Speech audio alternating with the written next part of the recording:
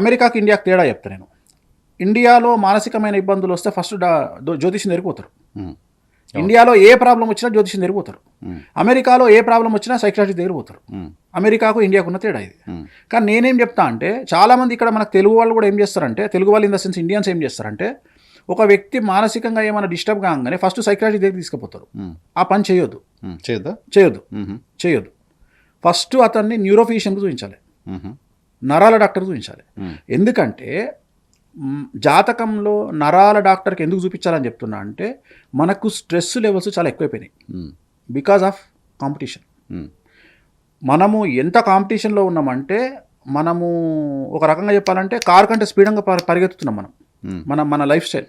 So దీనివల్ల ఏమవుతుంది అంటే, మనం స్ట్రెస్ను హ్యాండిల్ చేయలేకపోతున్నాం. రెండోది ఏంటంటే నరఘోష, మన మీద దిష్టి. మనం మంచి కారు కొనుక్కుంటే దిష్టి, అన్నిటికంటే ముఖ్యం దిష్టి. రెండవది, ఈ మధ్యన ఎవరు అవునన్నా కాదన్నా బ్లాక్ మ్యాజిక్ ప్రయోగాలు ఎక్కువ జరుగుతాయి. అవును సార్, అడగబోతున్నా. బ్లాక్ మ్యాజిక్ ప్రయోగాలు ఎక్కువ జరుగుతాయి. ఏంటి అసలు బ్లాక్ మ్యాజిక్ చెప్తా, ఎందుకు ఉండదు చెప్తా.